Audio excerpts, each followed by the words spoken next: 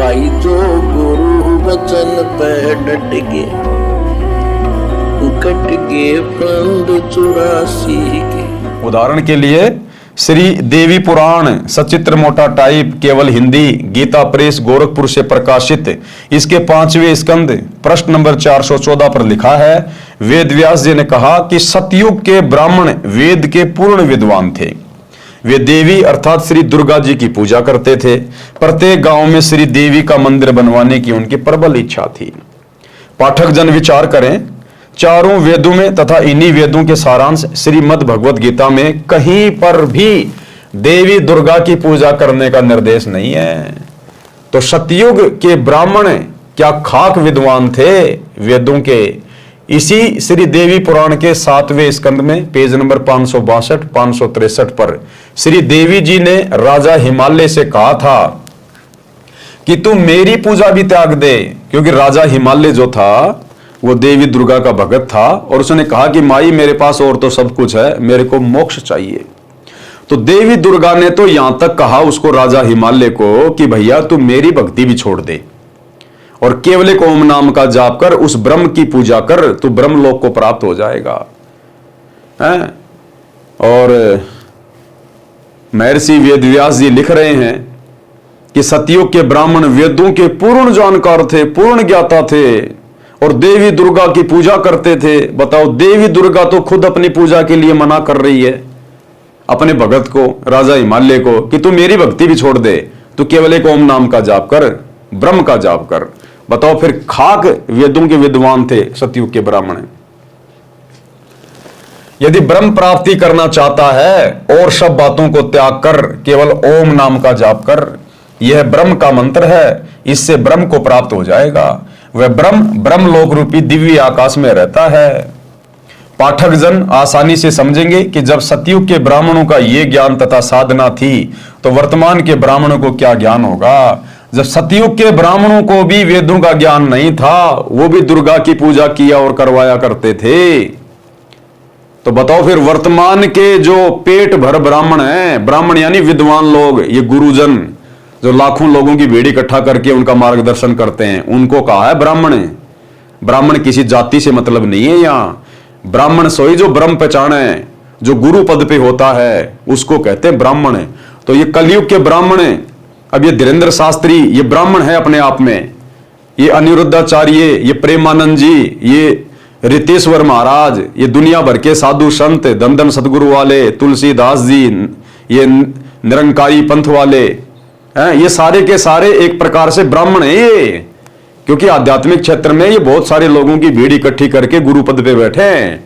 तो जब सतयुग के ब्राह्मणों को ज्ञान नहीं था इन शास्त्रों का, तो इन वर्तमान के कलयुगी ब्राह्मणों को, इन गुरुओं को, आचार्य शंकराचार्यों को क्या खाक ज्ञान होगा। पाठक जन आसानी से समझेंगे कि जब सतयुग के ब्राह्मणों का यह ज्ञान तथा साधना थी तो वर्तमान के ब्राह्मणों का क्या होगा। इसी श्री देवी पुराण के 5वें स्कंद में पेज नंबर 414 पर यह भी लिखा है कि सतयुग में जो राक्षस समझे जाते थे वे कलयुग में ब्राह्मण माने जाते हैं। यानी वर्तमान कलयुग के ब्राह्मण तो ऐसे हैं जैसे सतयुग में राक्षस हुआ करते थे। यानी जैसा आचार विचार व्यवहार सतयुग में राक्षसों का होता था, उस प्रकार के तो वर्तमान कलयुग में ब्राह्मण होंगे, ब्राह्मण। अब बताइए, अब ऐसे लोगों से कैसे परमात्मा प्राप्ति की उम्मीद कर सकते हैं हम। ब्राह्मण कोई जाति विशेष नहीं है, जो परमात्मा अर्थात ब्रह्म के लिए प्रयत्नशील है वही ब्राह्मण कहलाता है, चाहे किसी भी जाति का हो। वर्तमान में परंपरागत ब्राह्मण कम है, संत रूप में ब्रह्म ज्ञान देने वाले अधिक हैं, जो ब्राह्मण अर्थात मार्गदर्शक गुरु कहलाते हैं और तत्व ज्ञानहीन है। इसलिए कहा है कि तत्वदर्शी गुरु के बिना किसी को वेदों के गूढ़ रहस्यों का ज्ञान नहीं हुआ। जिस कारण से वेदों को पढ़ते थे परंतु साधना वेद विरुद्ध करते थे। वेदों व गीता में तीनों देवताओं श्री ब्रह्मा जी, श्री विष्णु जी तथा श्री शिव जी की पूजा करना निषेध है, मना है।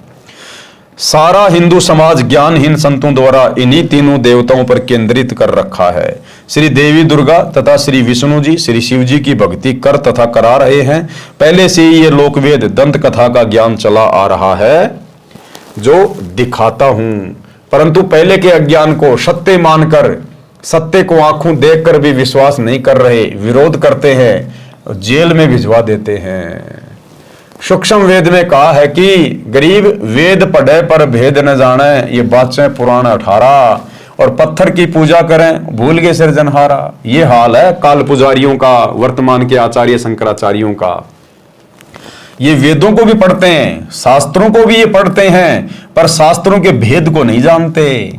और बातें पुराण 18, और ये पत्थर की पूजा करें और भूल गए सृजनहारा। सृजनहार जिसने पूरी सृष्टि को बनाया है, सबकी उत्पत्ति की है, ये वेदों को पढ़ने के बाद भी उसको तो भूले बैठे हैं और पत्थरों की पूजा पर पूरे भगत समाज को लगा रखा है।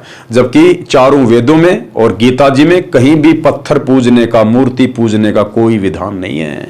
तो बताओ क्या खाक इन्होंने वेद पढ़े, शास्त्र पढ़े, जो दुनिया को नरक की ओर लेके जा रहे हैं।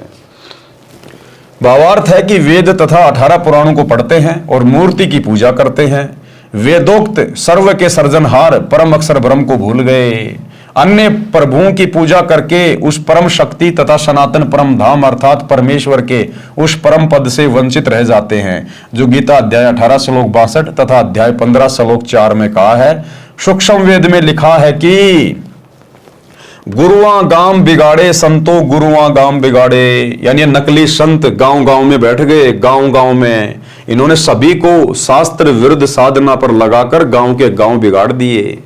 गुरुआ गांव बिगाड़े संतो गुरुआ गांव बिगाड़े, ऐसे कर्म जीव के ल्या दिए फिर जड़े नहीं जाड़े।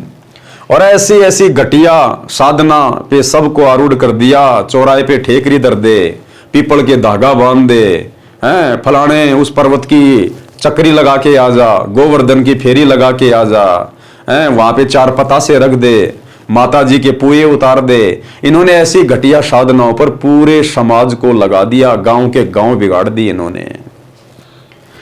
भावार्थ है कि वेद ज्ञानहीन तत्व ज्ञान से अपरिचित गुरुओं ने गांव के गांव में शास्त्र विरुद्ध ज्ञान और भक्ति का ज्ञान सुनाकर उनको इतना भ्रमित कर दिया कि वे अब समझाए से भी शास्त्र विरुद्ध साधना को त्यागने के लिए तैयार नहीं होते।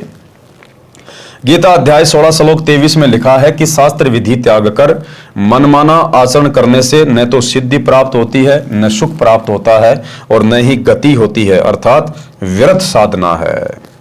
दूसरी ओर आप जी ने चुनक ऋषि की कथा में पढ़ा कि ऋषि चुनक जी को सिद्धियां प्राप्त हो गई। पाठकों को यह समझना है कि सिद्धि भक्ति का बाई प्रोडक्ट है, यानी भक्ति करने से सिद्धियां तो आती आती हैं। जिस प्रकार किसान खेत में गेहूं बीजेगा तो पशुओं का चारा तो होगा ही होगा, वो गेहूं का बायो प्रोडक्ट है चारा।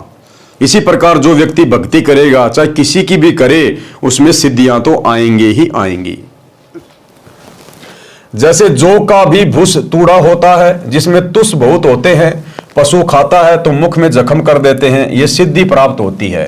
काल ब्रह्म की भक्ति से जो चुनक ऋषि जी को प्राप्त हुई, जो शास्त्र विधि अनुसार भक्ति करने से सिद्धि प्राप्त होती है, वह गेहूं का भूस यानी तूड़ा समझें, जो पशुओं के लिए उपयोगी तथा खाने में सुगम होती है। भावार्थ है कि शास्त्र विधि अनुसार साधना न करने से जो सिद्धियां प्राप्त होती हैं, वे भगत को नष्ट करती हैं, क्योंकि अज्ञानतावश ऋषिजन उनका प्रयोग करके किसी की हानि कर देते हैं, किसी को आशीर्वाद देकर अपनी भक्ति की शक्ति जो ओम नाम के जाप से होती है उसको समाप्त करके फिर से खाली हो जाते हैं। जैसे चुनक ऋषि जी ने मानदाता चक्रवर्ती राजा की 72 करोड़ सेना का नाश कर दिया, अपनी भक्ति की सिद्धि भी खो दी।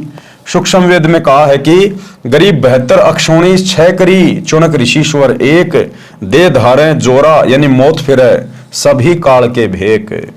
भावार्थ, ऋषियों में सर्वश्रेष्ठ ऋषि चुनक जी ने 72 करोड़ सेना का नाश कर दिया। ये दिखाई तो देते हैं महात्मा, लेकिन जब इनसे पाला पड़ता है तो ये निकलते हैं सर्प जैसे।